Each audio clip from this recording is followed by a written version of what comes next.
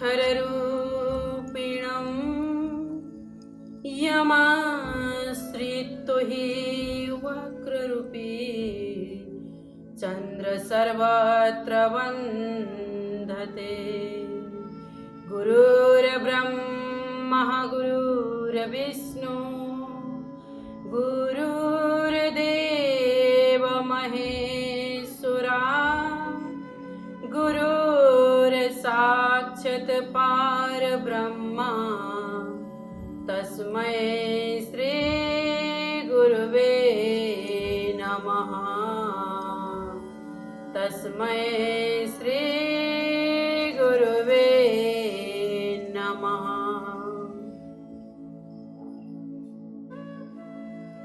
परमपिता परमात्मा इष्टदेव ज्ञानदाता श्री गुरु महाराज जी र हजुर हामी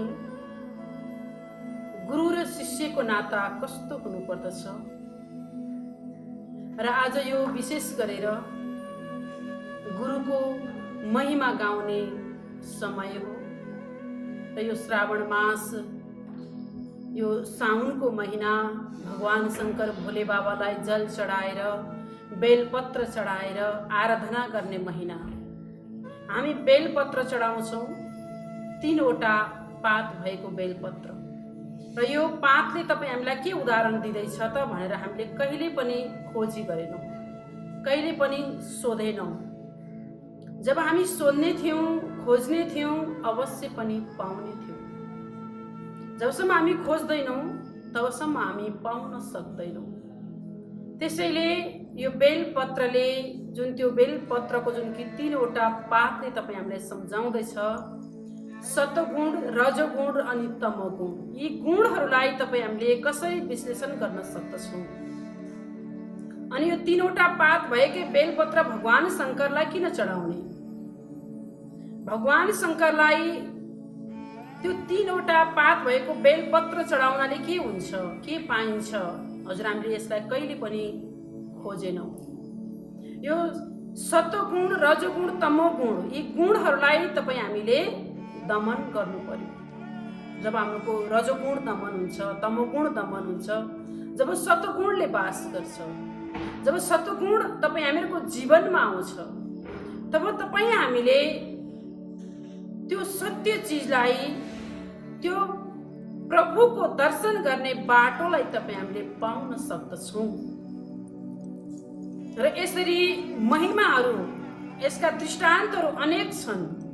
हामी दृष्टान्त कथामा भन्दा पनि हजुर हामीले चाहिँ त्यो बेलपत्रलाई, त्यो 3टा पातलाई एउटै हाँगाले धारण गरेको छ। त्यो एउटै हाँगा, एउटै पात, एउटै डालीलाई तपाईँ हामीले विश्लेषण कसरी गर्ने, खोज्ने कसरी त? त्यो भित्र भएको एक तत्त्व के हो जसले गर्दा ऊ जीवित छ र त्यो तत्त्वलाई तपाईँ हामीले जीवनमा, यस मनुष्य चोलामा जान्नु पर्यो। तब मात्र यो जीवन, यो मनुष्य चोला तपाईँ हामीहरूको सफल अनि सार्थक हुन सक्दछ। यदि होइन भने यो सुन्दर अनि देव दुर्लभ मनुष्य चोला जो तपाईँ हामीलाई मिलेको छ यो व्यर्थै नै जानेछ। जसरी त्यो बेलपत्र, त्यो बेलको ठुलो एउटा वृक्षबाट एउटा एउटा गरेर भैमा झरेर जान्छ, त्यो त केही कामको भएन।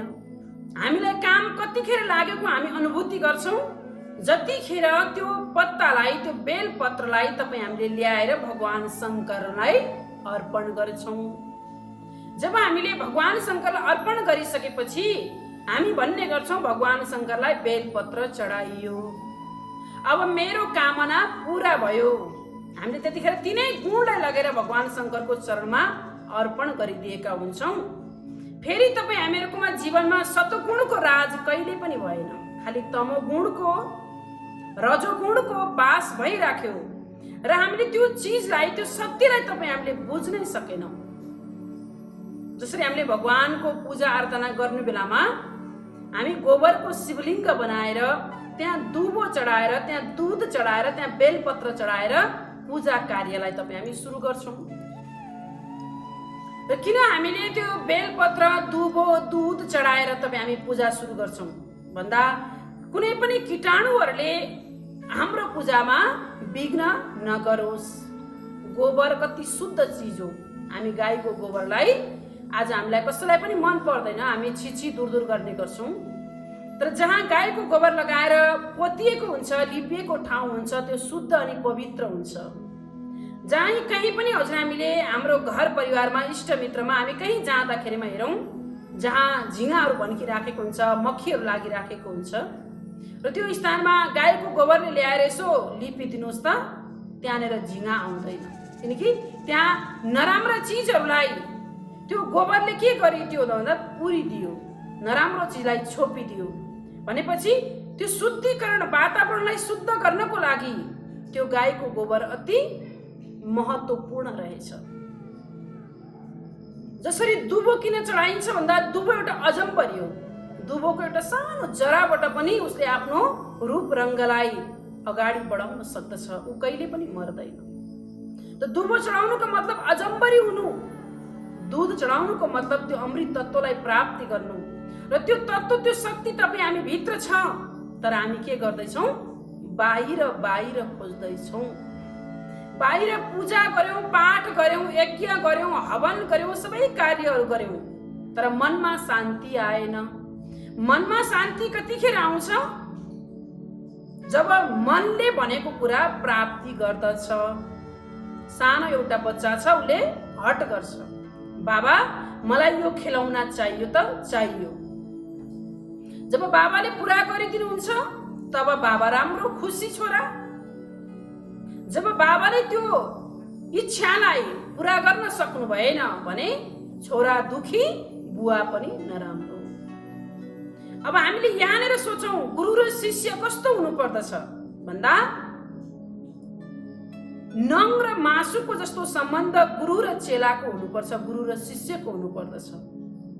जब नङ काट्दा मासुलाई दुख्छ अनि थोरै नङको छेउमा मासुमा कहीँ चोट लागोस् नङलाई दुख्छ। हामी मेरो नङ दुख्यो भनेर हामी भन्ने गर्छौँ। त्यस्तै नाता चाहिँ गुरु र शिष्यको हुनु पर्यो। जब नङ काट्दाखेरि मासुलाई दुख्छ, त्यस्तै गरी गुरु र शिष्यको नाता भयो भने उसको जीवनमा कहिल्यै पनि दुःख आउँदैन। किनकि दुःखमा साथ दिने गुरु महाराजजी हुनुहुन्छ, दुःखमा साथ दिने चेला छ। जब गुरु महाराजजी माथि केही दुःख आइपर्यो, सङ्कट आइपर्यो, त्यतिखेर शिष्यले डटेर लड्न सक्नु पर्यो।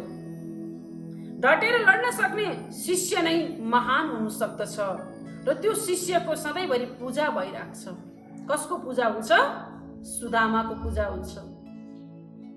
सुदामाको पूजा किन हुन्छ भन्दाखेरि उनको दुःखमा पनि सुखमा पनि हर पल हर क्षण उनले भगवान कृष्णलाई नै जपिराखे, भगवान कृष्णकै नामको माला जपिराखे त उनको जीवनमा के भयो त भन्दा कहिल्यै पनि नराम्रो भएन।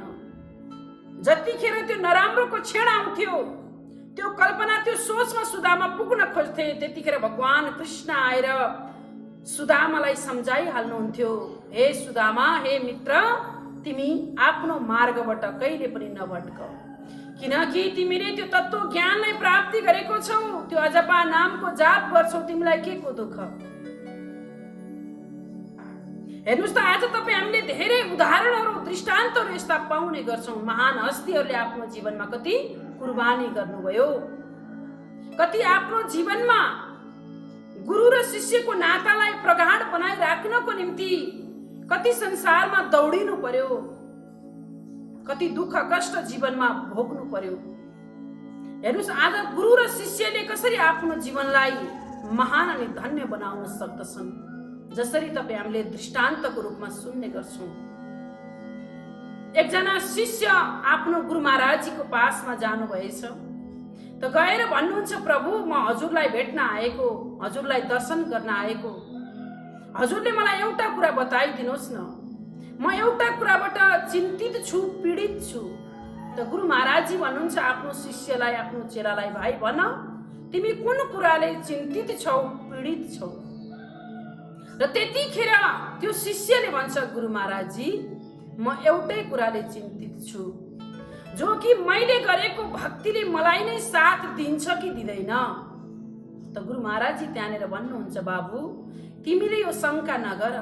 तिमीले यदि स्वच्छ मनले, पवित्र मनले यदि नामको स्मरण गरेको छौ भने तिमीलाई पक्कै पनि त्यो नामले साथ दिन्छ, त्यो ज्ञानले तिमीलाई साथ दिन्छ। तिमीले कुनै शङ्का गर्नु पर्दैन। त साँच्चै गुरु महाराजजी र शिष्य, गुरु महाराजले भन्नुहुन्छ, हे भाइ हिँड केही छिट, मसँग केही परसम्म यात्रा गर्दै जाउँ, गुरु र चेला बात गरौँ, सरसल्लाह गरौँ भनेर गुरु र शिष्य अगाडि निस्कनु भयो। त बाटोमा जाँदाखेरि कुरा गर्दै गर्दै अगाडि जानुभयो, धेरै टाढा पुग्नुभयो। तब गुरु महाराजले भन्नुहुन्छ, बाबु हेर रात पर्न आँट्यो, अब हामी कहाँ बस्ने, बास बस्ने ठाउँ पनि त छैन। त्यसैले बाबु अब हामीले यही रुखमुनि बसेर आजको रात काट्नुपर्छ। त चेला डराउँछ, शिष्य डराउँछ, हे गुरुदेव हजुरले यो के भन्नुभएको? यो रुखमुनि बस्दा हामीलाई कहीँ आएर जङ्गली जनावरले खाने त होइन, कसैले आएर हामीलाई मारिदियो भने हामी के गर्ने? त्यतिखेर गुरु महाराजजी भन्नुहुन्छ, भाइ तिमीले सबै कुरा ममाथि छोडिदेऊ, तिमीले कुनै प्रकारको चिन्ता गर्नु पर्दैन, केही कुरा तिमीले नसोच बाबु, ती सबै कुरा ममाथि सुम्पिदेऊ। तर शिष्यलाई के लाग्यो? डर लागिराख्यो। गुरु महाराजजी त त्यही रुखमा एउटा च्यादर बिछाएर मजाले निदाउनु भयो। त शिष्यको आँखामा निन्द्रा भन्ने कुरा फिटिक्कै आएन, ऊ दुःखी भइराख्यो, रातभरि ऊ छटपटाइराख्यो। जब ब्रह्म मुहूर्तको समय भयो, गुरु महाराजजी उठ्नुभयो, उठेर ध्यानमा बस्नुभयो। र ध्यानमा बसिसकेपछि त्यो शिष्यलाई के लाग्यो त भन्दा, रातभरि मैले ड्युटी गरेँ, गुरु महाराजजीको ड्युटी गरेँ, अब म सुत्छु, मेरो ड्युटी गुरु महाराजजीले गर्नुहुन्छ। त यो भनेर ऊ के गर्यो त भन्दा, ऊ पनि त्यसै गरी चद्दर बिछाएर त्यही रुखको फेदमा ऊ पनि सुत्यो। त गुरु महाराजजी त ध्यानमा हुनुहुन्थ्यो, शिष्य सुतेको उठेको कुरा महाराजजीलाई त केही पनि थाहा थिएन। थाहा नभइसकेपछि गुरु महाराज त मजाले ध्यानमा बसेर शिष्यले जुन रातभरि गरेको कथा व्यथालाई उहाँले सबै कुरा हेर्नुहुन्छ। ऊ त खाली आँखा खोलेको छ, चारैतिर आँखा घुमाएको छ, डराएको छ, कहीँ बाघले आएर खाइ पो हाल्ने हो कि, कहीँ चोर आएर हामीलाई मारिहाल्ने पो हो कि भन्ने चिन्ताले ऊ ग्रसित भएर रातभरि ननिदाएको कुरा गुरु महाराजले देख्नुभयो। त देखेपछि ऊ निदायो, गुरु महाराजजीले हेरिराख्नु भएको छ, ऊ मजाले सुतिराखेको छ। र त्यतिखेर गुरु र शिष्य बीचमा केही पनि वार्तालाप भएन। जब शिष्य उठ्यो, निन्द्राबाट जाग्यो, त जाग्नुको बादमा गुरु महाराजजी भन्नुहुन्छ, भाइ अब हिँड, हामी आफ्नो घर जानु छ, आफ्नो कुटीमा जानु छ। त बाटोमा फर्किँदै आउँदाखेरिमा यस्तो प्रकारको जुन कि विडम्बना भयो, त्यो विडम्बनामा त्यो दुःख, त्यो कष्ट, त्यो यात्रामा धेरै कठिनाइ आयो शिष्यलाई। त उसले गुरु महाराजलाई हेर्छ, पछाडि फर्केर गुरु महाराजजी पनि आइराख्नु भएको छ, ऊ पनि अगाडि हिँडिराखेको छ। अनि गुरु महाराजजी कहिले अगाडि कहिले शिष्य अगाडि, यस्तो हुँदै यात्रा अगाडि बढ्दै गयो। केही अगाडि पुगेपछि गुरु महाराजजी अघि लाग्नुभयो, शिष्य पछि लागे। त उनले पछाडि फर्केर हेर्छन्, त गुरु महाराजजी त अगाडि हुनुहुन्थ्यो, उसले पछाडि सिर्फ 2 पाइला देख्यो। उसले आफ्नो पाइला हेर्छ, आफ्नो पाइला पनि दुईटै छ। अरे गुरु महाराजजीको पाइला रहेनछ। यो भीषण परिस्थितिमा, यस्तो दुःखको सागरमा म यति तडपिराखेको छु, यो अवस्थामा मलाई गुरु महाराजले साथ दिनु भएनछ। सिर्फ मेरो मात्र पाइला छ, गुरु महाराजजीको पाइला त यहाँ छैन।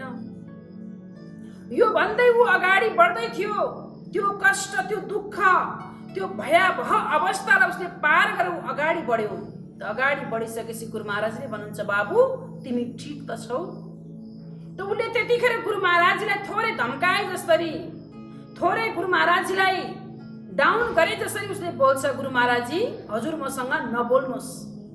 जब मेरो जीवनमा दुःख आयो, कष्ट आयो, त्यतिखेर त हजुरले मलाई साथ छोडेर अगाडि जानुभयो। म पछाडि दुःखमा परे, कष्टमा परे, हजुरले मलाई साथ दिनु भएन। अहिले आएर सोध्दै हुनुहुन्छ कस्तो छस् भनेर। त्यतिखेर गुरु महाराजले मनमने विचार गर्नुहुन्छ, हे मूर्ख, तिमीले के सोचिराखेका छौ? मैले तिमीलाई दुःख परेको समयमा छोडेर गएँ हो त नि, म मात्रै थिएँ यात्रामा, हजुर त हुनुहुन्थेन मेरो पासमा। त्यतिखेर गुरु महाराजले भन्नुहुन्छ, बाबु तिमी जब दुःखमा पर्यौ, सङ्कटमा पर्यौ, भयावह अवस्थामा थियौ, तिमी मर्नु र बाँच्नुको दोसाँझमा थियौ, त्यतिखेर मैले तिमीलाई सहारा दिएर अगाडि बढाउँदै थिएँ अनि तिमी पछाडि फर्केर हेर्दै थियौ, सिर्फ तिम्रो मात्र पाइला देखिराखेका थियौ। किन त भन्दा त्यहाँ एउटै मात्र पाइला थियो अनि तिम्रो सोच थियो मेरै पाइला हो भनेर। त्यो तिम्रो पाइला होइन बाबु, त्यो मेरो पाइला हो। कसरी भनेर शिष्यले गुरु महाराजलाई अब क्वेसन गर्नु थाल्यो। त्यसैगरी हजुर हामीले पनि क्वेसन गर्नुपर्छ है। जब उसले क्वेसन गर्यो कसरी गुरु महाराजजी, किनकि यो एउटै पाइला त म थिएँ त्यो दुःखको घडीमा त्यो बाटोमा, हजुर त त्यहाँ हुनुहुन्थेन। त्यतिखेर गुरु महाराजले उसलाई तेस्रो नेत्र खोलेर, थर्ड आई खोलेर त्यो प्रकाशको ज्ञान गराइदिनु भयो। अब भाइ तिमीले अघिको दृश्यलाई एकचोटि फर्केर हेर त, गुरु महाराजले भन्नुहुन्छ। त साँच्चै नै उसको थर्ड आई खुलिसकेपछि, त्यो तेस्रो नेत्र, त्यो दिव्य नेत्र खुलेपछि उसले मेडिटेसन गर्यो, नामको सुमरण गर्यो अनि त्यो ज्योतिको दर्शन गर्दै उसले आफ्नो पछाडिको बितेर गएको समयलाई थोरै फर्केर हेरेको थियो। त्यो भाव विभोर अवस्थामा, त्यो भयावह अवस्थामा त उसको त अगाडि बढ्ने हिम्मतै थिएन। ऊ त धरतीमा धराशायी भएर लडिसकेको थियो। र त्यो अवस्थामा गुरु महाराजले आफ्नो हातमाथि, आफ्नो काँधमाथि त्यो शिष्यलाई बोकेर अगाडि बढेको दृश्य त्यो शिष्यले, त्यो चेलाले देख्छ। त्यतिखेर ऊ शरम लाग्छ, उसलाई लाज लाग्छ। मैले गुरु महाराजजी प्रति के गरेँ त भन्दा थोरै शङ्का गरेँ।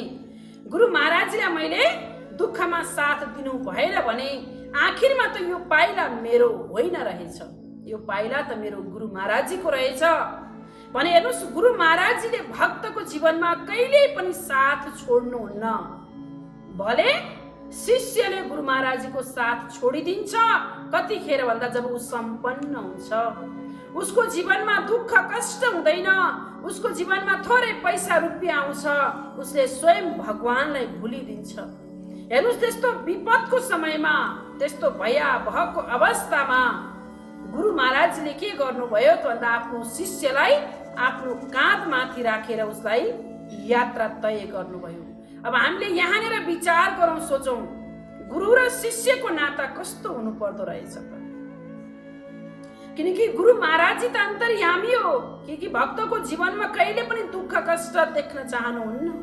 उहाँले सधैँभरि तपाईँ हामीलाई सम्झाउनुहुन्छ, बुझाउनुहुन्छ, भाइ तिमीले सुखमा पनि अनि दुःखमा पनि त्यो दुवै घडीमा मेरो याद गरिराख, मलाई सम्झिराख, म दया गर्न पक्कै आउनेछु।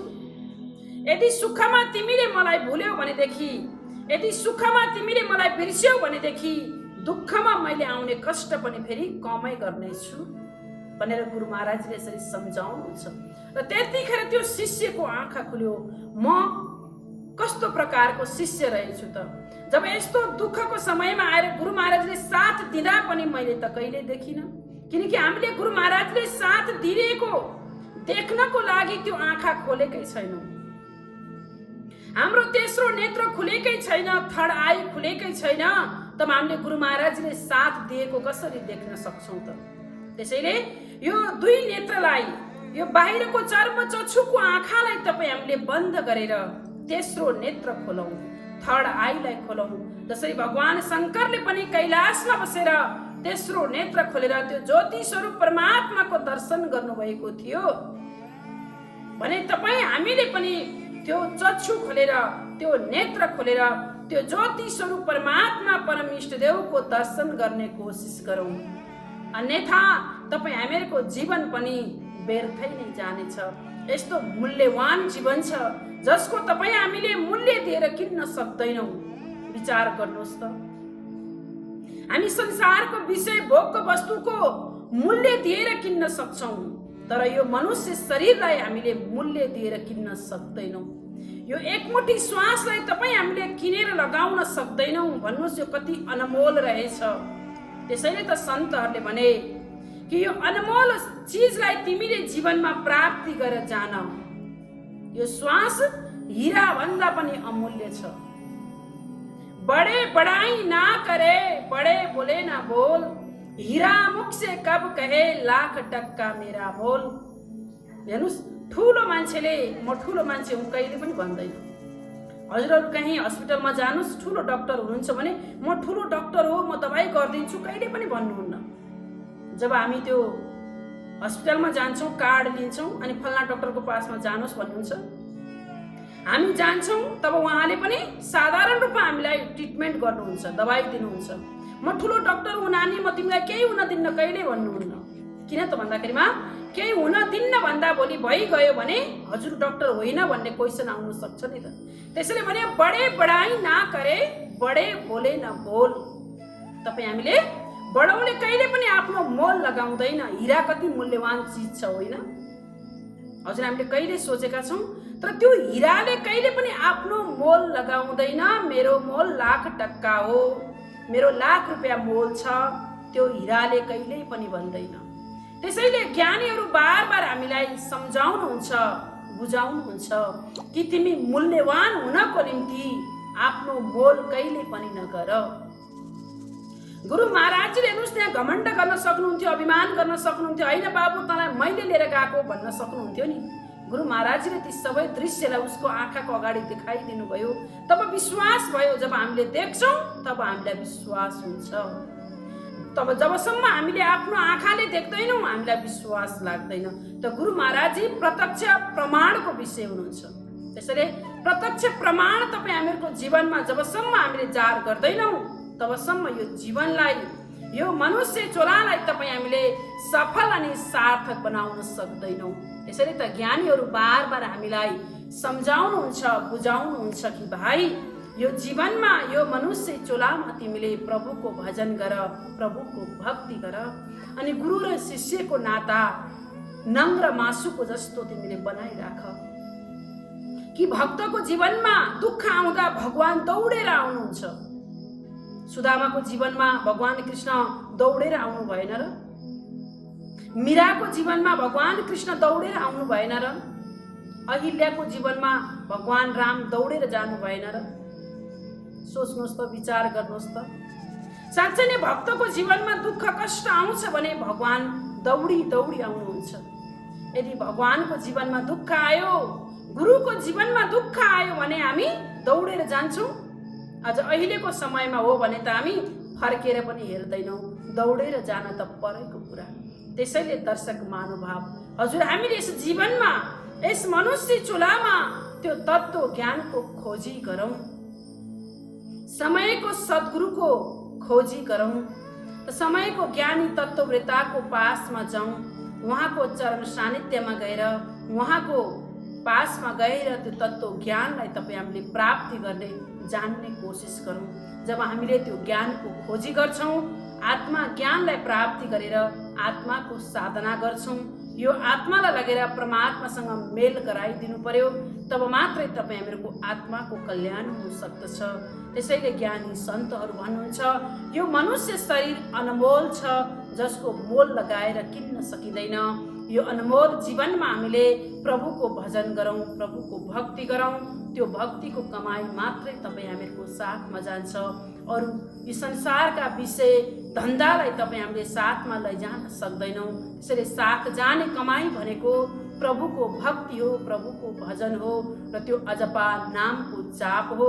जो अजपा नाम तपाईँ हामीले जप्ने प्रयत्न गऱ्यौँ भने अवश्य पनि यो जीवनमा, यो मनुष्य चोलामा तपाईँ हामीहरूको कल्याण हुनेछ, आत्माको उत्थान हुनेछ, आत्माको दर्शन हुनेछ र आत्मा उत्थानको निम्ति, आत्मा कल्याणको निम्ति हजुर हामीले प्रभुको भजन गर्दै, भक्ति गर्दै आफ्नो जीवनलाई महान अनि धन्य बनाऊ भन्दै मेरा अगाडि बढेका वाणीहरूलाई यहीँ नै विराम दिन चाहन्छु।